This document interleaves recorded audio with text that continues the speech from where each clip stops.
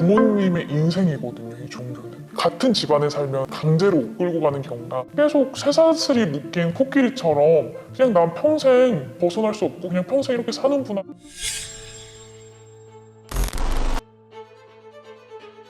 저는 태어나서 그리고 17살 때까지 JMS에서 있었던 2세 사실 선택권이 없었고요. 아버지와 어머니가 교단 안에서 이제 정명석의 허락을 받고 결혼하는 걸 축복식이라고 해요. 그래서 축복식을 통해서 저희가 교주의 신부인 것처럼 그렇게 태어났고요. 저희 어머니도 제가 태어났을 때 기도하시면서 이 아이를 주님에게 바친다가 첫 기도셨다고 해요. 주님은 정상적으로 그죠. 네. 저희를 축복받은 2세 SS, 샤이닝 스타라고 부르거든요. 한 7살 때부터 이제 본격적으로 교육을 받고요. 항상 죄책감과 우월감 이 두 가지로 컨트롤이 됐어요. 그래서 예를 들면 너희들은 우월한 존재야, 축복받은 존재고 시작부터가 달라. 그렇기 때문에 너희들이 조금이라도 잘못하면 이 흰 색깔 웨딩드레스에 오점이 붙게 된다. 그러니까 무조건 너희들은 나의 말을 100% 순종해야 된다. 2세대는 태어났을 때부터 정명석이 원하는 정말 정명석을 위한 아이들인 거예요. 그렇기 때문에 저희가 나가는 걸 극도로 싫어했고 규율이나 교육이 엄청나게 엄격했고 어딜 가든지 누군가를 붙이거나 JMS 2세들의 그 생활 반경 자체가 철저하게 통제된 삶. 어린 시절부터 거의 매일 교회에 가고 주말에는 교회에 살다시피 합니다. 또 가정에서도 그 한 2세는 부모에 의해 항상 정명석이 옆에 있는 것처럼 식사를 하면서도 선생님 밥이 맛있어요, 감사해요 라고 말하고 또 넘어지면 그 선생님 저 넘어졌어요 라고 말해야 했다는 겁니다. 그리고 항상 정명석이 있는 것처럼 밖에서의 생활도 철저하게 통제를 합니다. 부모가 직접 교회 밖 친구들에게 전화해서 놀지 말라고 하고 관계를 끊기도 하고요. 아이돌 가수를 좋아했다가 심한 폭행을 당한 2세도 있었습니다.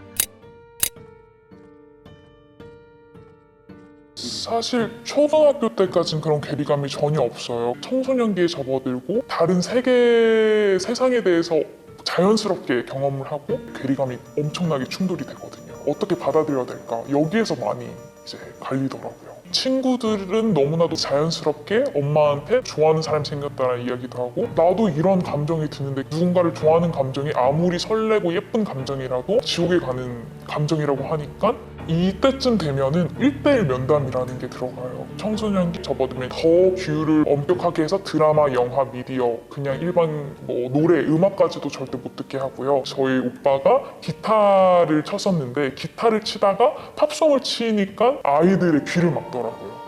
고등학생이 됐을 때 몰래 친구를 사귀긴 했었어요. 그 친구에게는 다 털어놨었거든요. 근데 그 친구가 저 대신해서 검색을 해본 거죠. 그러면서 너 이거 본 적 있냐 했는데 신기하게 저도 그렇게 오래 커가면서 인터넷을 쓸 수는 있거든요. 쓸 수 있음에도 불구하고 단 한 번도 검색을 해보자라는 생각을 못했던 거예요. 그냥 저도 가스라이팅을 당한 피해자를 보면은 어떻게 몰랐지? 생각을 해요. 그런데 가스라이팅이라는 게 말 그대로 가스라이팅이잖아요. 알 수가 없거든요. 계속 쇠사슬이 묶인 코끼리처럼 그냥 난 평생 벗어날 수 없고 그냥 평생 이렇게 사는구나. 그 미디어를 보면 지옥에 간다, 그리고 저주를 받는다 이런 이야기들을 하기 때문에 미디어를 안 보려고 노력하고 나오고 나서도 이미 지옥에 갈 것 같은 그 세뇌된 것에서 벗어나지 못하는 탈퇴하고도 한 2, 3년 동안 안티 JMS 카페에 들어가지 못했던 이런 2세들도 있었습니다.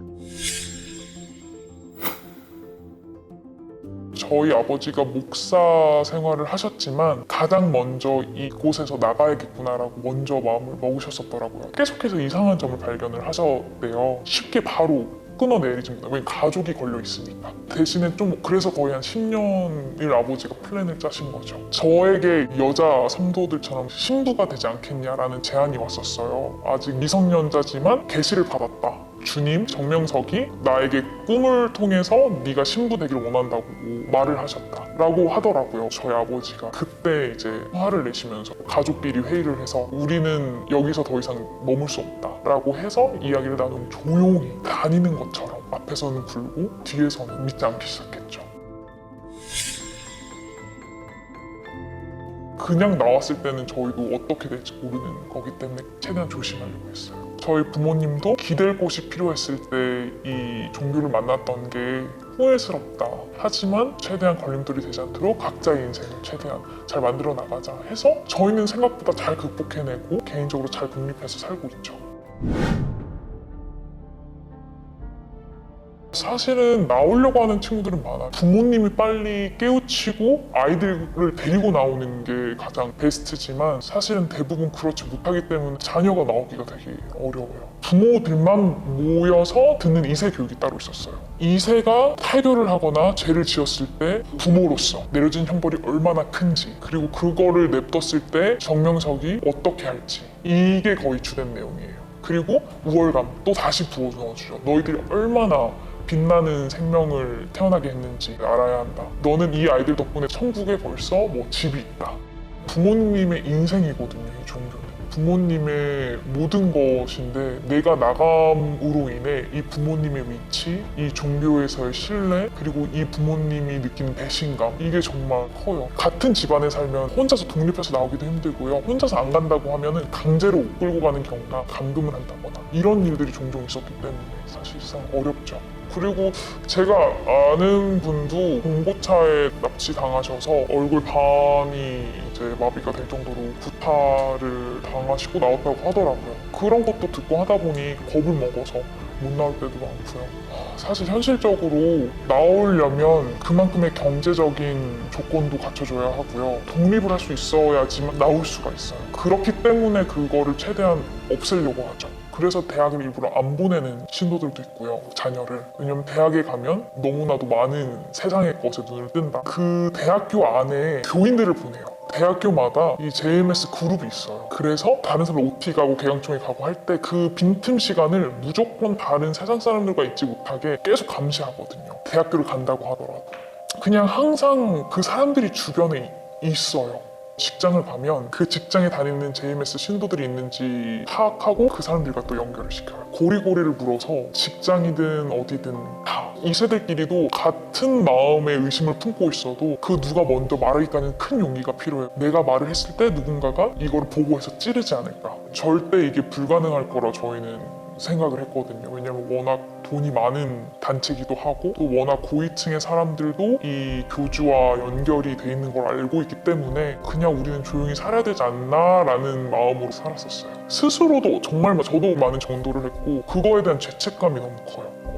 그냥 왜 몰랐을까 싶은 일들이 많았었던 것 같아요. 왜 몰랐을까? 왜 내가 바보였을까? 내가 똑똑하지 않았기 때문에 몰랐던 건 아닐까? 스스로에 대한 죄책감이 너무 커요. 이곳에 내가 있었다는 거에 대한. 모든 미디어, 모든 세상에 있는 그런 것들과 끊겨진 채로 오래 살았어요. 그렇기 때문에 정상적인 사고방식이나 그런 가치관으로 사람들과 상호작용을 하거나 인간관계를 맺는 게 어려웠었죠.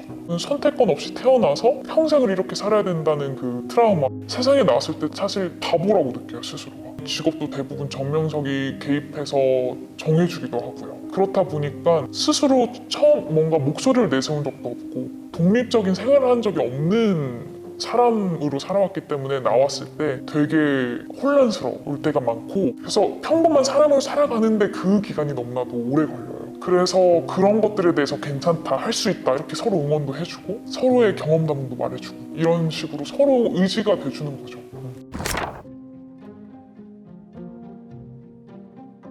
그 2세들은 힘든 이야기와 분노를 표출할 곳이 필요했거든요. 또 먼저 탈퇴한 2세들이 자신이 탈퇴한 경험도 나누고 탈퇴 후에도 잘 살아가고 있다는 걸 보여줌으로써 또 마음의 안심도 갖고 또 저주받지 않는다는 것을 또 보여줄 수 있는 겁니다. 중학생, 고등학생, 아직도 거기 다니는 친구들 거의 그냥 감금된 수준으로 항상 생활하는 걸 알기 때문에 그게 너무 안타까워요. 어떻게든 데려나오고 싶죠. 그리고 너희들이 지금 느끼는 그런 평범한 감정들이 절대로 죄가 아니야 라고 말을 해주고 싶지만 저희 나온 2세들을 사실 벌레 보듯이 보거든요. 그렇게 교육을 받기도 하고요. 사실 내부에 있는 분들은 또 그 정명석이 절대 넷플릭스 보지 말아라라고 절대 안 볼 거예요. 그리고 지금 하는 인터뷰도 2세들이 절대 안 볼 거예요. 하지만 그 중에 한 명이라도 듣고선 아, 저 사람이 거짓말 하는 게 아니구나 라고 조금이라도 느낀다면 그것만으로도 사실 진짜 고마울 것 같아요. 흔히 알려진 신천지는 이제 거짓으로 탈퇴하는 신도가 있는 게 신천지 신도가 신천지가 아닌 가족과의 갈등 때문에 거짓말과 연기를 하는 거거든요. 신천지 활동을 계속하기 위해서 거짓으로 탈퇴하는 것이죠. 그런데 JMS 2세들은 JMS 신도인 가족에게 모든 것을 감시받고 일거수일투족을 다 아는 상황이거든요. 일단 탈퇴를 선언하는 건 대단한 용기거든요. 탈퇴를 하고 교회에 살다시피 해야 한다면 굳이 속일 필요가 없는 거죠. 저는 크게 신경 쓰지 않긴 하더라고요. 저희의 잘못은 아니지만 저희 인생을 살면서 책임져야 되는 한 부분이기 때문에 너무 주눅들지 않고 스스로 그냥 책임지면서 살아가려고 하고 있고, 사실 세상 살면서 뭐 저희만 아니고 많은 분들이 그런 경험이 있을 거라 생각을 해요. 2세들은 나오는 데까지 더 많은 힘을 정말 젖먹던 힘까지 내서 나온 거기 때문에 조금만 더 열린 마음으로 봐주신다면 저희도 나와서 조금은 덜 힘들지 않을까. 저희가 뭐 당연하다고 부탁드리는 것이 아니라 그래도 평범한 삶을 되찾기 위해서 저희도 한 걸음 한 걸음 내딛는 거니 조금 어설프고 미숙하더라도 좋게 봐주시면 감사하겠다의 정도의 부탁인 것 같아요. 네. 그냥 많은 분들이 이 문제에 대해서 계속해서 관심을 가져주셨으면 좋겠어요. 사라지지 않고. 교대 사범대학에 강의를 하러 갔습니다. 근데 학생들이 이렇게 이야기하는데 여기 이제 신천지나 이단들이 좀 있다. 근데 이 사람들은 선생님이 되고자 하는 목적이 자기들의 종교적 영향력을 합법적인 학교 안에서 아이들에게 포교하고 나누기 위해서라고.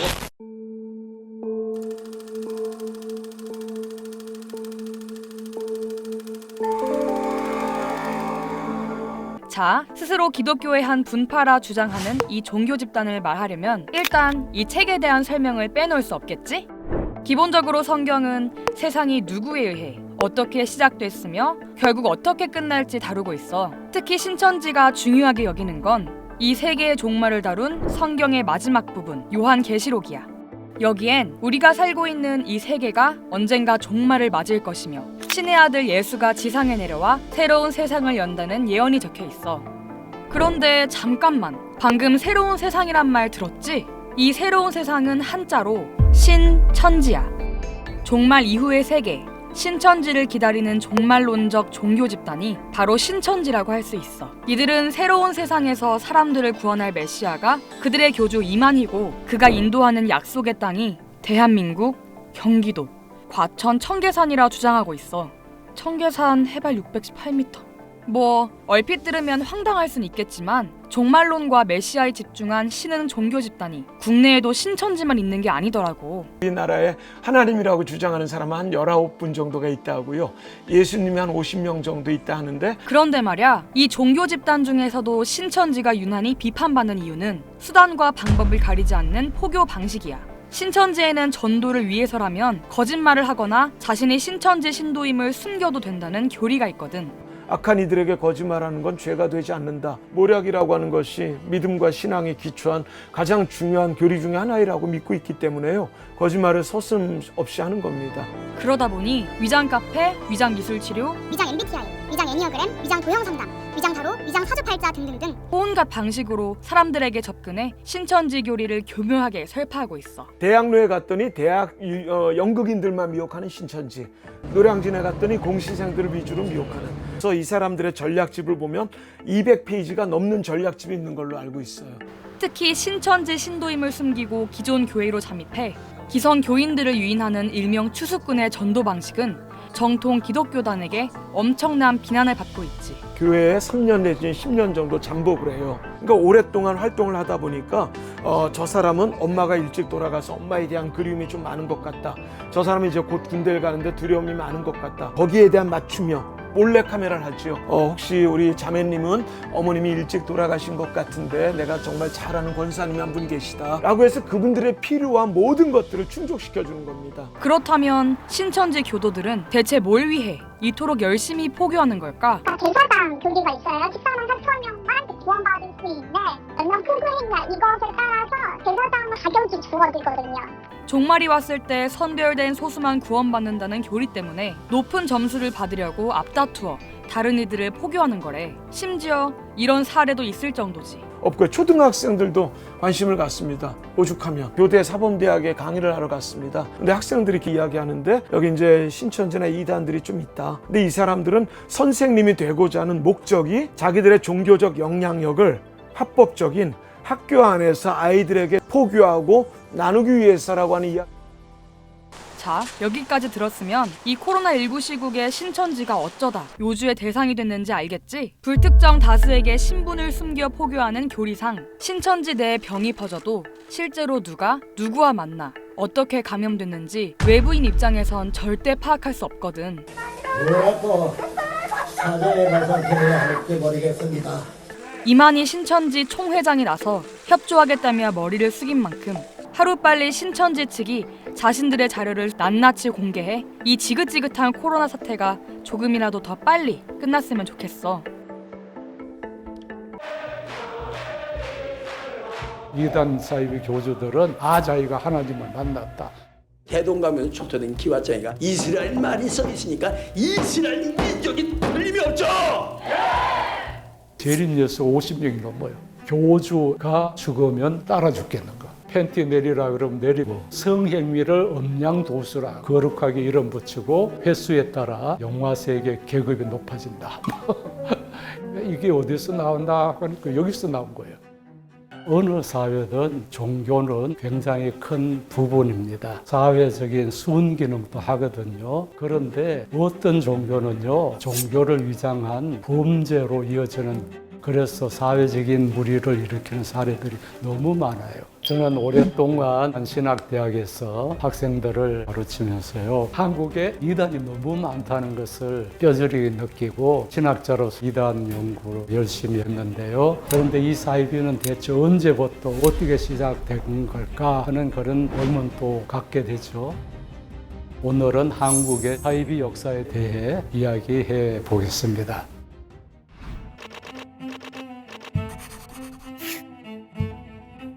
사이비가 뭐냐? 사이비는요, 사교라는 한마디로 가짜라는 뜻입니다. 교리 자체가 가짜라는 거예요.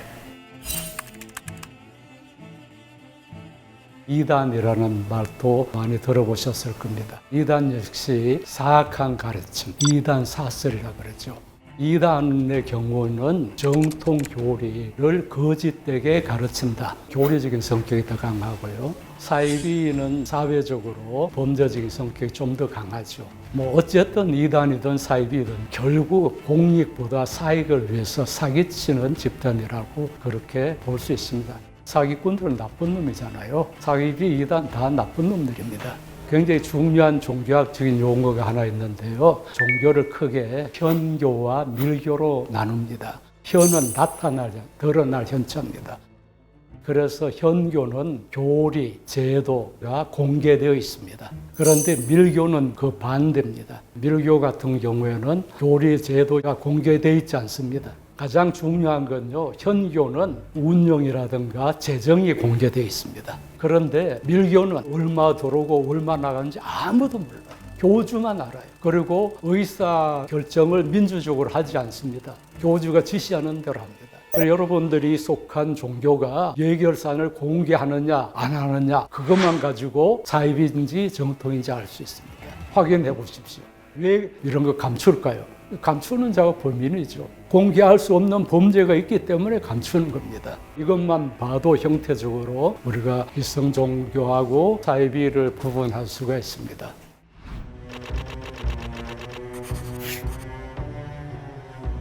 이 사이비가 언제부터 시작됐을까 궁금하죠? 사실은 종교가 시작될 때부터 사이비는 있었다고 봅니다. 종교라는 게 사실 따지고 보면 보이지 않는 것이 있다고 믿는 거잖아요. 믿음이라는 게 앞으로 일어날 일이든지 보이지 않는 그 무엇을 믿는 거거든요. 그러니까 속이기가 쉬운 거예요. 물증이 없으니까. 경전은 또 다양하게 해석할 수 있습니다. 사기꾼들도 법을 교묘하게 해석해가지고 사기치는 사람 믿듯이 경전을 교묘하게 해석해서 사기치는 것이 이단 사이비의 특징이라고 볼 수가 있습니다.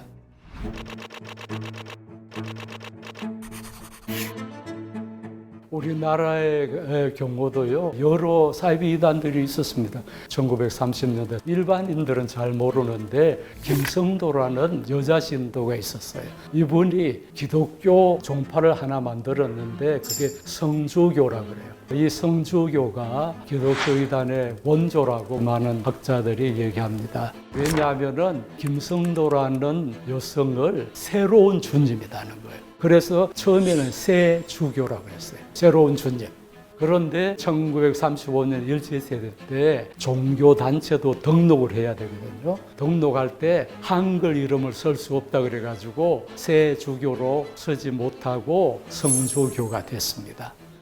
교주 김성도는 1882년에 태어났거든요. 17살 때 평북 철산군에 정항준이라는 돈 많은 관리 세 번째 첩으로 팔려가다시피 시집을 갔습니다. 갔는데 아들을 낳아야 될 거 아니에요? 내리 딸을 셋이 낳습니다. 구박을 받았겠죠. 그러다 힘겹게 얻은 막내 아들이 1년 만에 죽었어요. 그 엄청난 충격으로 정신 이상이 왔어요. 그런데 동네에 어떤 교인이 그 기도하면 병이 낫는다. 그런데 병이 나았어요.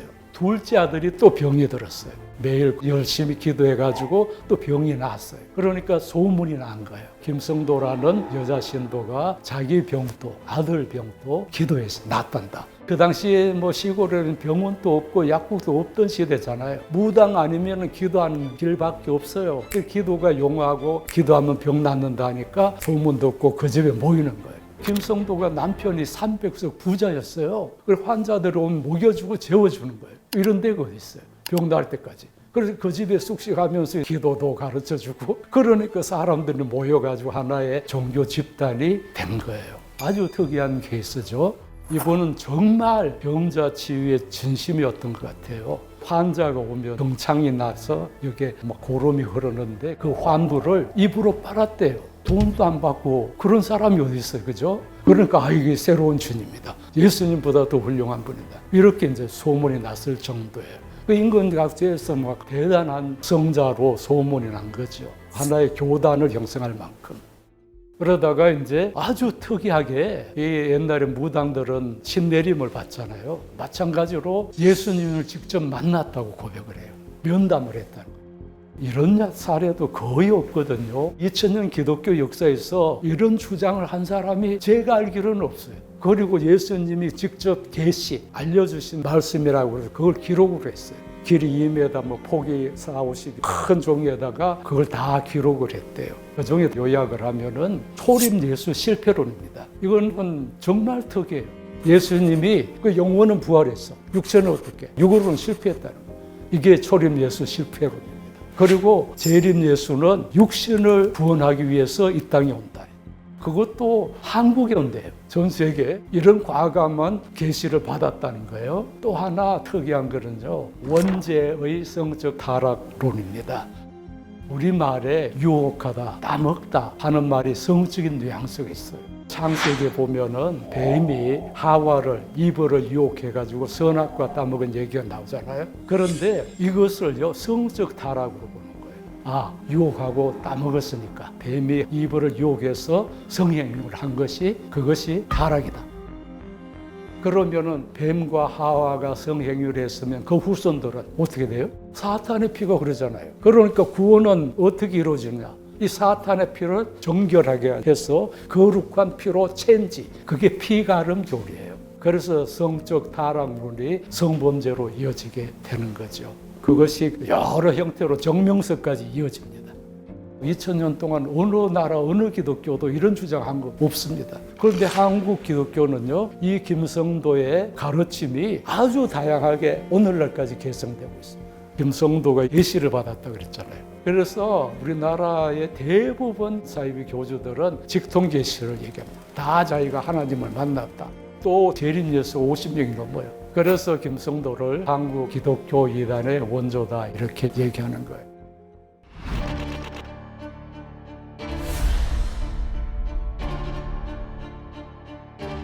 기독교 이단 외에도 동학을 제멋대로 해석하는 이단도 있었습니다. 일제시대 때 백백교라는 사이비 집단인데요. 1912년에 전정훈이라는 사람이 동학에 가담했다가 이 사람 또 천지신령의 계시를 받았대요. 강원도에 김화군이라는 곳에 백도교를 창설해서 교주가 되었습니다. 근데 한때는 신도수가 10,000명이 넘었대요. 엄청난 세력이었죠. 그리고 이 사람은 1919년에 사망합니다. 그리고 둘째 아들이 전용회라는 사람인데 아버지 교단을 장악해가지고 이름을 바꿔요. 그게 백백교입니다. 흰백자 둘이거든요. 한 사람의 흰 것으로 천하를 희게 하자. 그렇게 주문을 외우게 했습니다.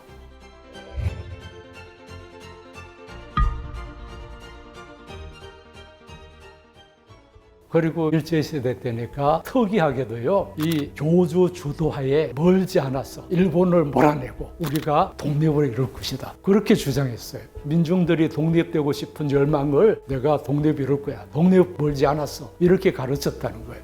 그리고 독립한 후에 자기들이 권력을 차지할 거 아니에요. 그러면은 군수, 도지사, 경찰서장 그런 공직을 다 자기가 나눠주겠다는 거예요. 만인의 순서대로. 이게 중요한 거죠. 돈이 없는 사람은 어떻게 해요? 딸을 바치라는 거예요. 그래서 딸들을 바치면은 미모가 뛰어난 여인들은 전부 교주의 첩이 되었다고 합니다. 이단 영업은 사람들이 참 어리석어요. 내가 통일해서 권력을 잡으면은 자네에게는 보사부 장관 줄게. 돈 많이 하면은 총리도 시켜줄 수 있어. 그럼 믿겠어요? 믿는 사람이 있다니까요. 이런 비리들이 드러나고 또 문제 제기하는 사람들이 생기니까 반대자를 폭행하고 심지어 죽이기도 했습니다. 그래서 백백교가 일제히 경찰에 의해서 조사가 되고 재판이 진행되는데 1937년까지 무려 80여 차례에 걸쳐서 백백교 신도 350명을 살해했다는 거예요. 그리고 그 사람들을 안매장을 했어요. 전 세계적으로 이렇게 많은 신도를 살해한 이런 사이비 종파도 드물 겁니다. 살인 등 10가지 죄목으로 14명이 사형당하고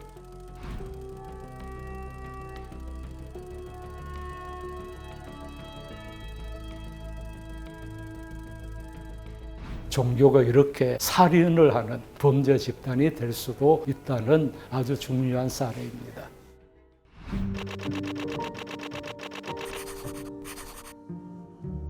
그 비슷한 시기에 용화교라는 사이비 이단이 있었습니다. 이거는 불교, 정산교가 혼합한 사이비 종교입니다. 그래서 용화세계라는 것은 일종의 지상천국과 같은 건데 불교의 가르침입니다. 용화세계상을 이 땅에 이룬다 해서 용화교인데요. 용화교를 만든 서백일이라는 사람은 말세의 인류를 구원하기 위해서 이 땅에 오시는 미륵불이라는 불교의 가르침이죠. 자기 자신이 미륵불에게 신자들을 인도하는 자다 이렇게 주장했어요. 그리고 1955년에 김제시 모악산에 용화사라는 절을 짓고 진도를 모으기 시작했습니다. 재밌는 게요, 1964년에 이 땅에 용화세계가 이루어질 것이다 이렇게 주장했습니다. 그러면은 이 큰 재앙을 피하기 위해서는 어떻게 해야 되느냐? 용화사에 오면은 구원을 받을 수 있다. 그리고 용화사가 전 세계 수도가 돼서 천하를 다스린다. 패턴이 비슷하잖아요, 그죠? 특정한 지역에 특정한 사람이 구원자가 특정 지역에서 구원을 받는다. 이런 것이 사이비의 베타적 구원론이라고 그래요.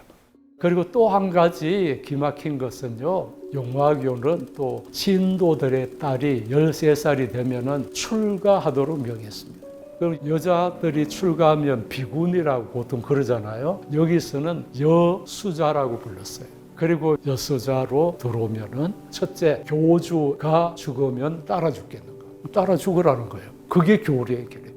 그 다음에 옷을 벗고 장바닥에 나가라 그러면 나가겠느냐. 뭐 우리나라 어떤 목사가 팬티 내리라 그러면 내리면 내 신도라. 그런 얘기했으면 우리를 이제 교모들이 있는데 이게 어디서 나온다 하니까 여기서 나온 거예요. 안 보이는 마음은 부처에게 맡기고 육신은 내게 맡겨라.